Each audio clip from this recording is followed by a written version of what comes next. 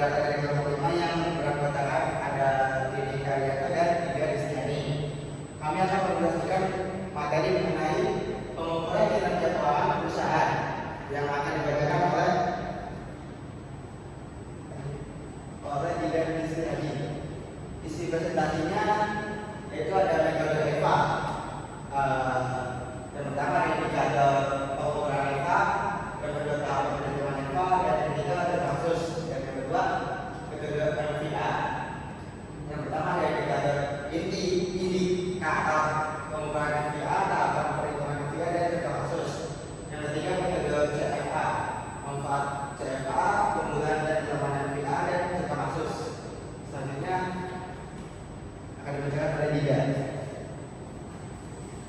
Selanjutnya ada metode EVA, yaitu ekonomi valuation. Ini merupakan satu tolak ukur kinerja keuangan yang memperhitungkan kepentingan pemilik modal dengan mengukur perbedaan antara pembalian atas modal perusahaan dengan biaya modal. Selanjutnya indikator pengukuran EVA. Jika EVA lebih besar dari 0 bakal menunjukkan bahwa tingkat pengembalian yang dihasilkan lebih besar. Lalu jika EVA sama dengan 0, maka perusahaan impas. Dan jika EVA kurang dari 0, maka menunjukkan bahwa nilai perusahaan berkurang.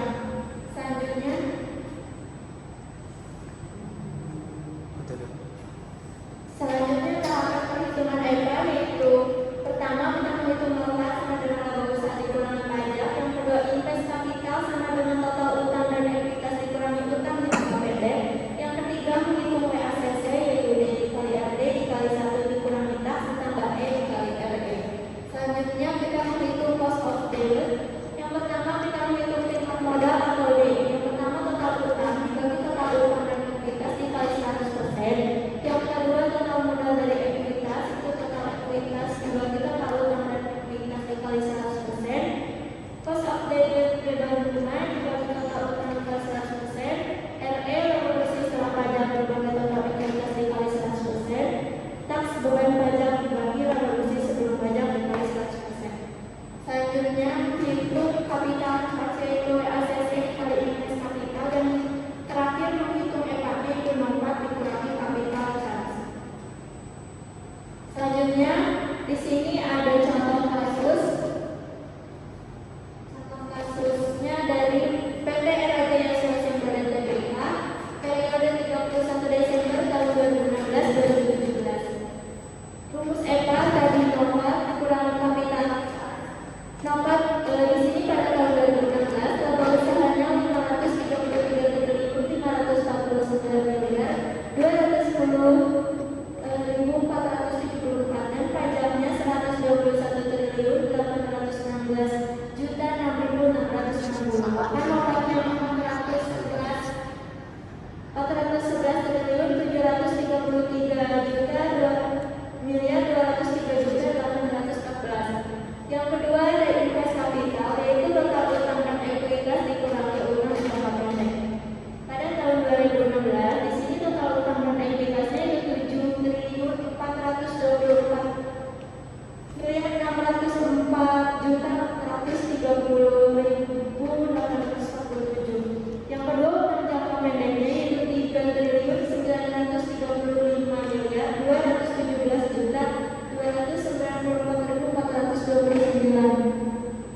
Maka invest kapitalnya 3.489.387.109.408.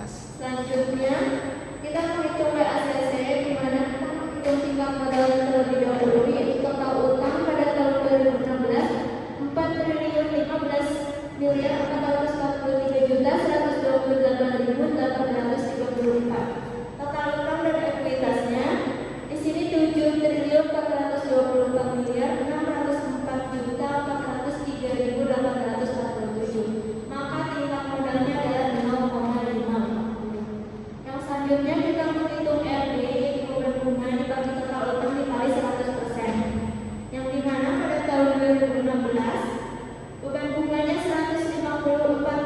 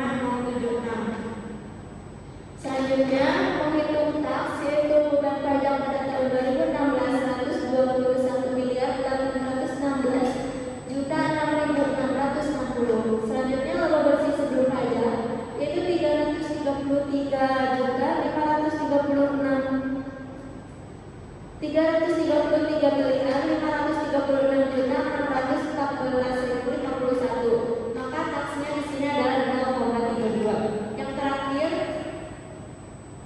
yaitu menghitung WACC pada tahun 2016. D dikali RD hasilnya 0,0252, 1 dikurangi taks yaitu 0,628, E dikali RE yaitu 0,034884. Maka hasilnya adalah 0,049. Selanjutnya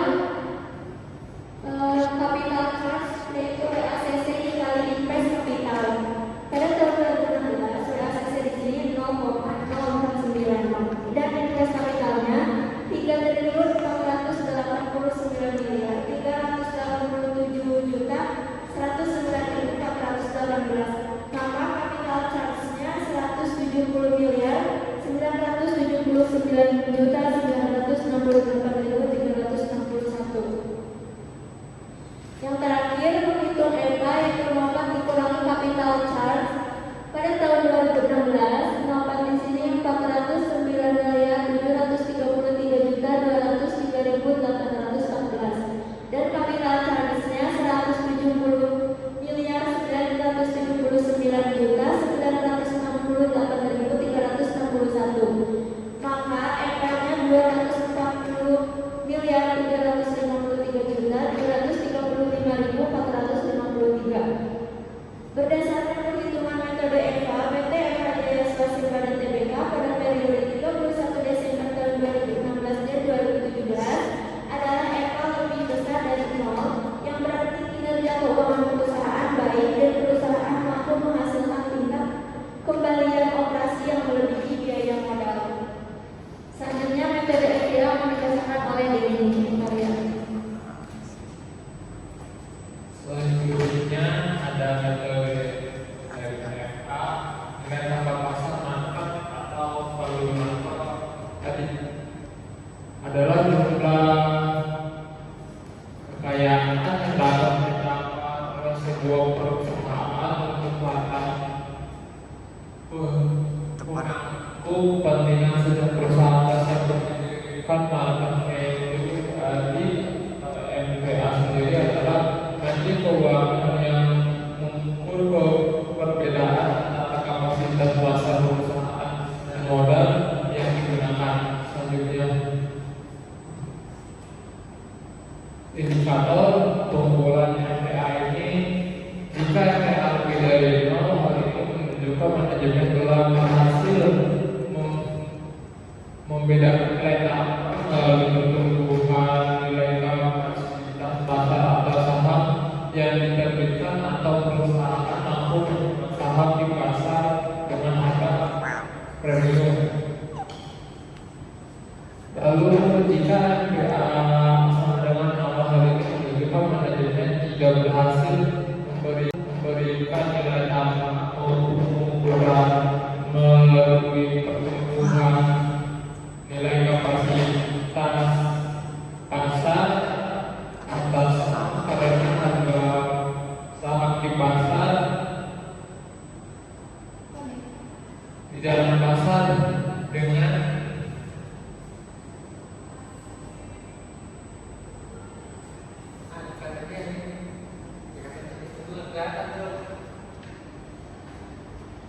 Lanjutin aja, nggak apa-apa.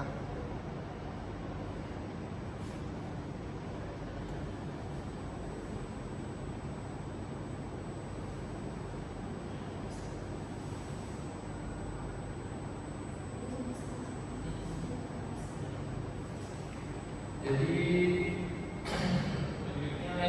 jika MPA dengan 0, ini menunjukkan manajemen tidak berhasil memberikan nilai tambah. Terus jika MPA kurang dari 0, hal ini menunjukkan manajemen tidak mampu memberikan nilai tambah maupun pengurangan melalui pertumbuhan nilai kapasitas pasar. tahapan-tahapan Di aja. sini ada tahapan perhitungan NPA. Yang pertama menghitung jumlah saham mereka, yang kedua menghitung harga per saham, ketiga menghitung nilai perusahaan. Nilai perusahaan ini sama dengan jumlah saham mereka dikali harga saham. Yang keempat menghitung invested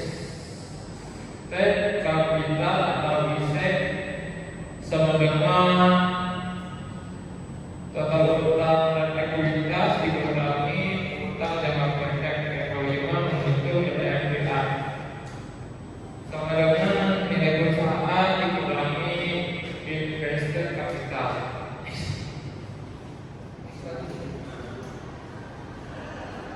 Menghitung ISEC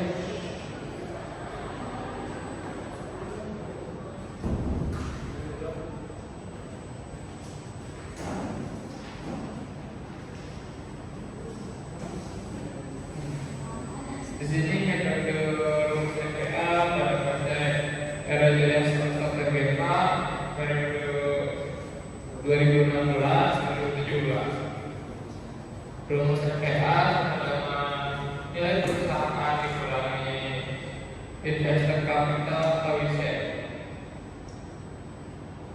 Pada tahun 2016 jumlah saham beredar 2 triliun.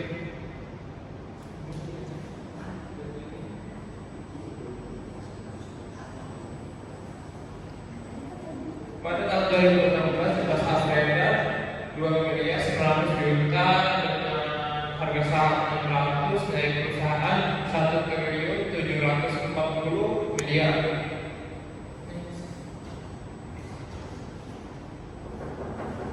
Menghitung invested capital pada tahun 2016, total utang dan ekuitas 7.404.403.847 dan jangka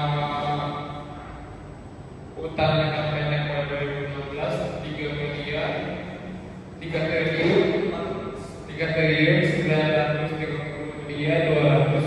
934.294.429. Nilai invested capitalnya 3.049.109.418. Terus nilai NPA perusahaan investor pada tahun 2016 nilai perusahaannya 1.740 miliar dan nilai kapital invested kapitalnya 3.480 miliar 387.109.418 dengan nilai NPA minus 1.749 miliar 387.109.418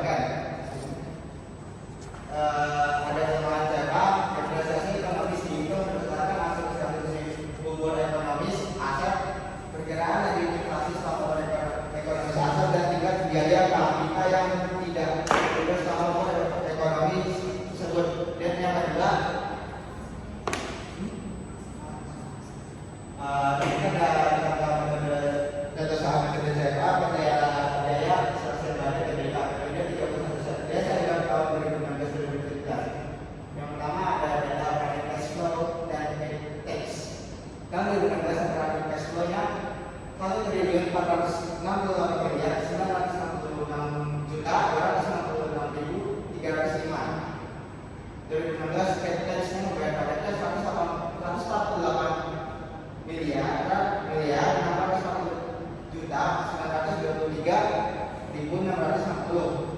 Dan yang kedua menghitung paid interest plus dividends.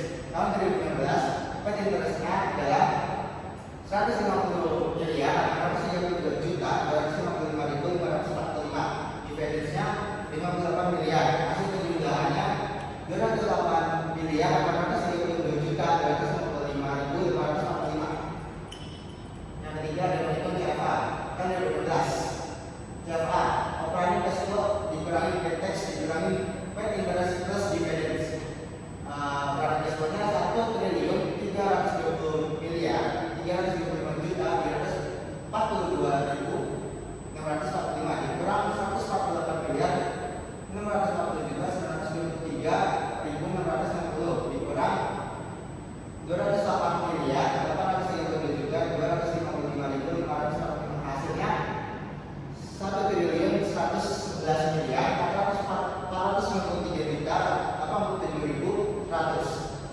Jadi CFA pada tahun 2016 adalah 1 triliun 111 miliar 493 juta 87.100. Dan pada tahun 2017 adalah 436 miliar 684 juta 952.781. Ini menunjukkan seberapa efisien perusahaan dalam menghasilkan arus kas bersih dari operasional bisnisnya setelah pertimbangan biaya modal diinvestasikan dalam bisnis tersebut.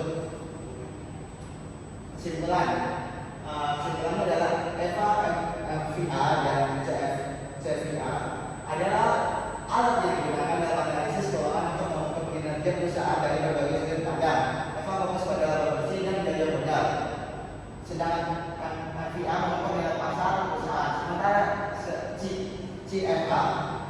CVA mengevaluasi arus kas. Kombinasi ketiga metrik ini dapat memberikan wawasan yang lebih lengkap tentang sejauh mana perusahaan menciptakan nilai tambah dan apakah perusahaan itu berhasil mencapai tujuan keuangan. Terima kasih atas perhatiannya. Assalamualaikum warahmatullahi wabarakatuh.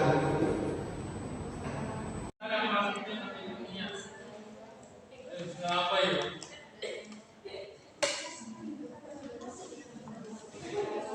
Ini udah gampang. Tuh kan? Sudah berhasil. Enak kalau kamu lakukan. Oke.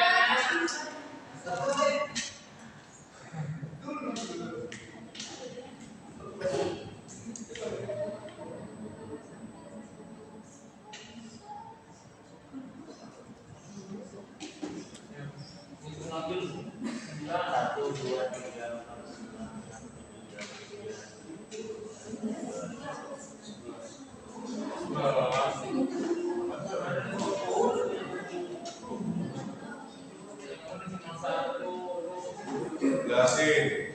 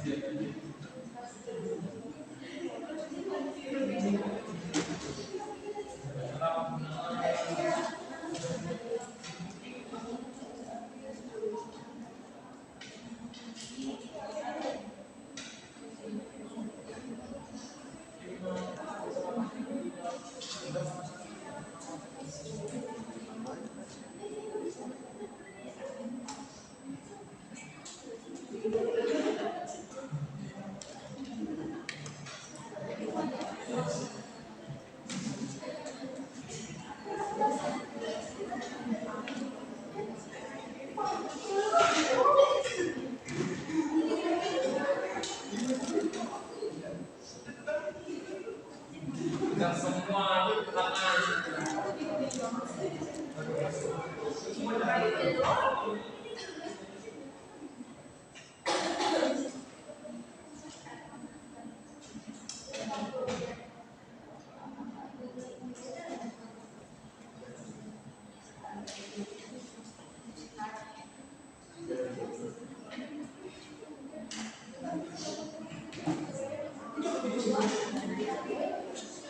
Kamar mandi mau jauh.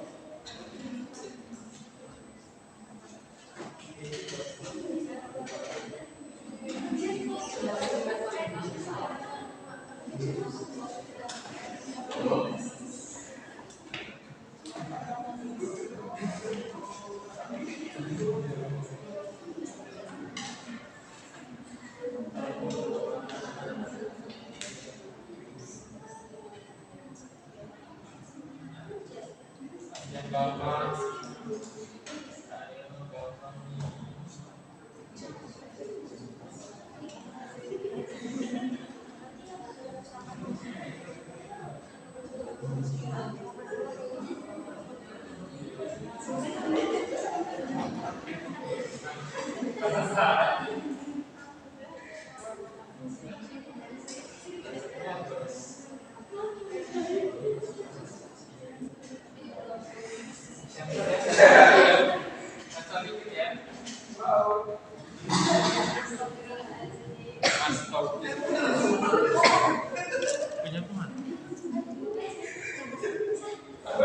Wah, sepuh nih ngerti nih kayaknya.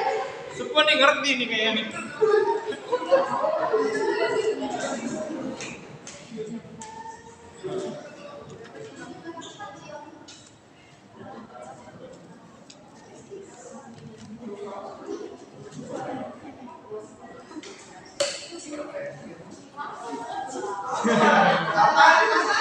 Delapan kan itu kan, dua di depan, dua di kiri, dua di kanan, dua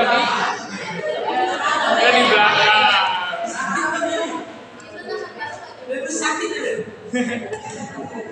Kurang lagi deh. Aduh. Maaf ya.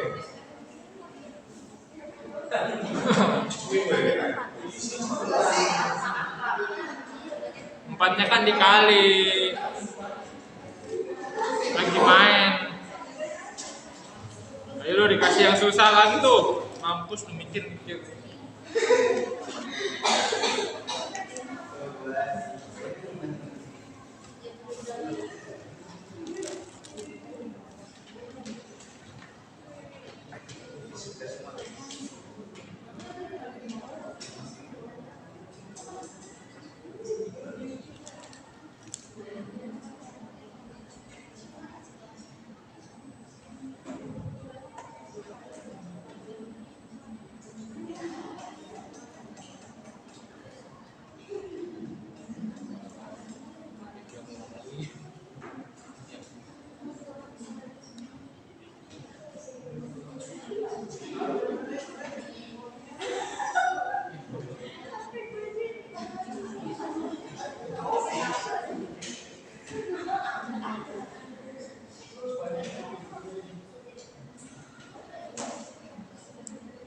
Apa iya?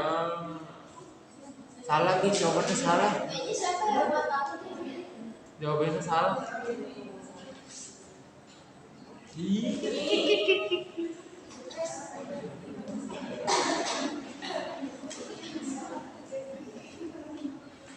Double poin. Ayo lu. Ih, langsung pada searching nanti. Pusing gue cek dulu, bedain. Bener.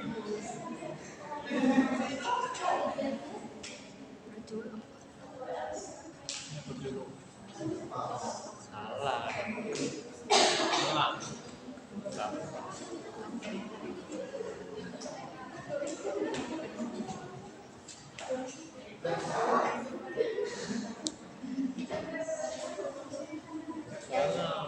Karena yang menang ini.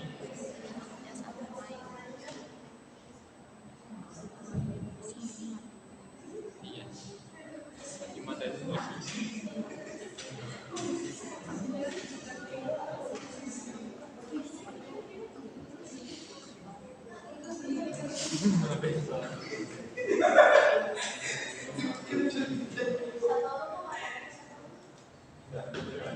Ya, Satoru tumben nih. Terus Satoru.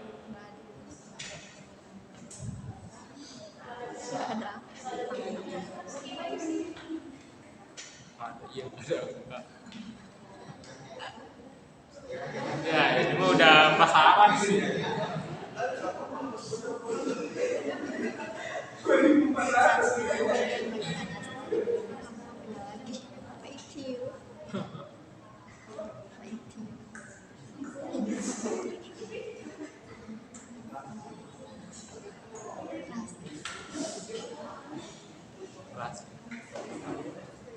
Apa itu?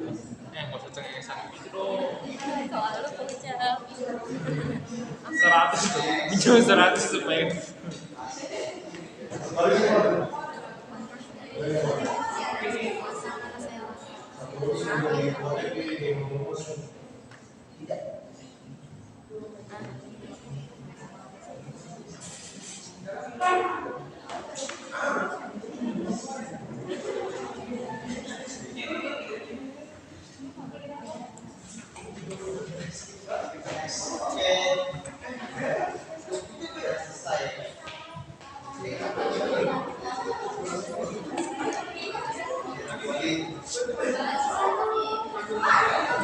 gimana guys? Soalnya gampang kan?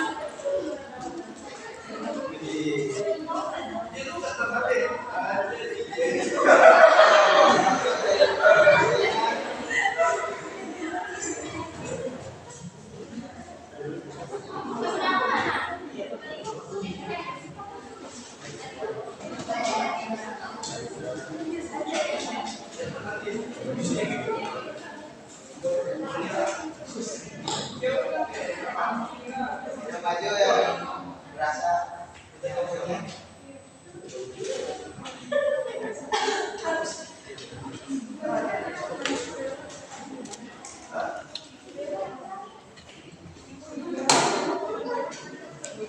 Wah, siapa nih yang menang?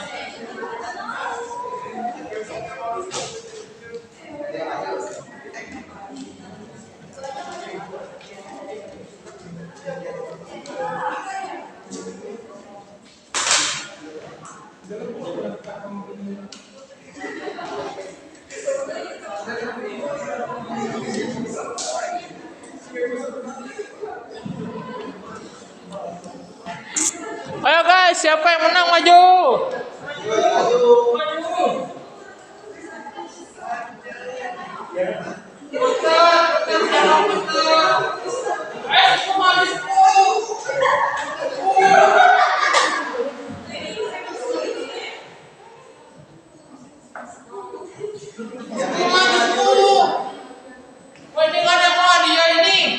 Alhamdulillah deh dibungkusin aja buat gue ya.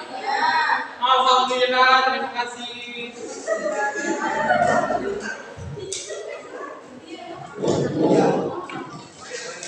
Nah, siapa nih yang menang nih? Bentar, jawab, maju. Oleh masih jadi ini ya, tiga ya.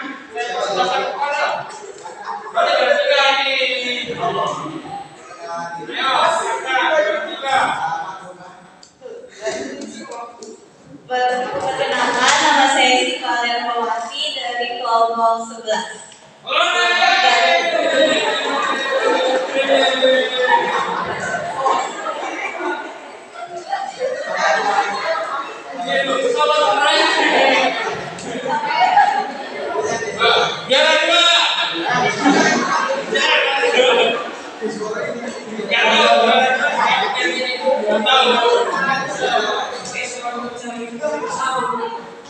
Perkenalkan, saya Regina Salsabila Putri, perwakilan dari kelompok 10.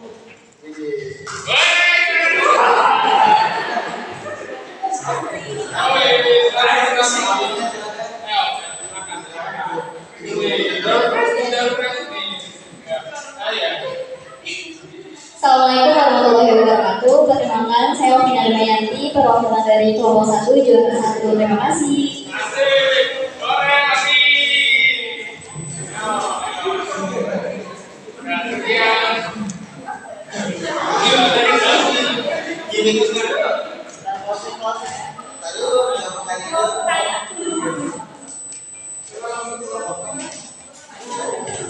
Oke, saya akan menjawab pertanyaan dari kelompok 4. Yaitu pertanyaannya adalah apa perbedaan antara EVA dan MVA? Jawabannya adalah EVA mengukur sejauh mana laba perusahaan melebihi biaya modalnya, sedangkan MVA mengukur selisih antara nilai pasar total perusahaan dan modal yang diinvestasikan oleh pemegang saham atau kreditur. Yang kedua, kapan CVA menjadi relevan dalam dunia keuangan? Jawabannya adalah CVA menjadi relevan ketika ada transaksi keuangan yang melibatkan risiko kredit seperti perdagangan derivatif, obligasi atau pinjaman. Hal ini dapat. Assalamualaikum warahmatullahi wabarakatuh. Perkenalkan, saya Ovina Damayanti, perwakilan dari kelompok 1 juara 1. Terima kasih. Asik, boleh kasih. Sekian. Gini dulu. Tadi yang pertanyaan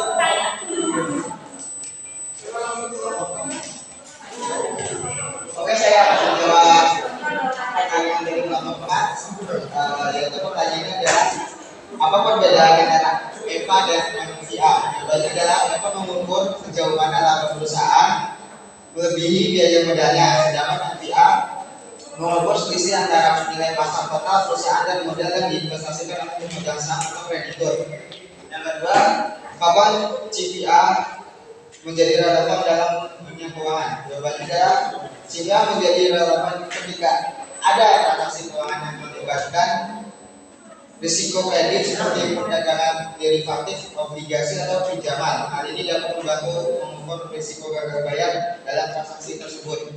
Yang ketiga, apa yang dapat mempengaruhi nilai NPV suatu perusahaan?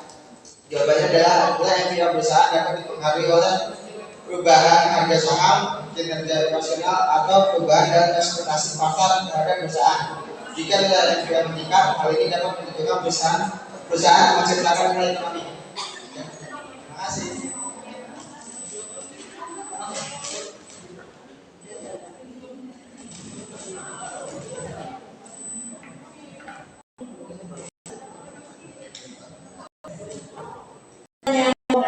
Pertama, bagaimana cara mengatasi kelemahan CVA?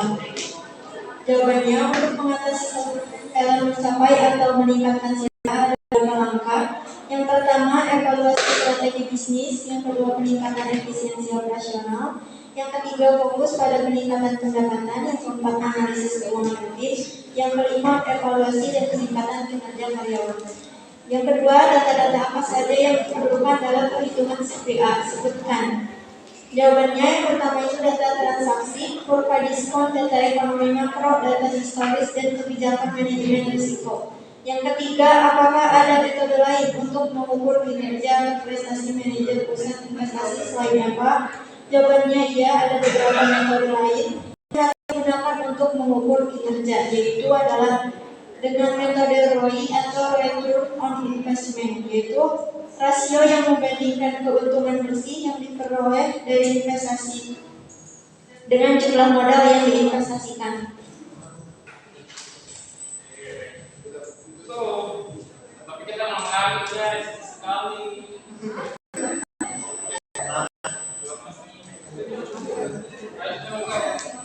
Terima kasih mas semua dari kami dari awal.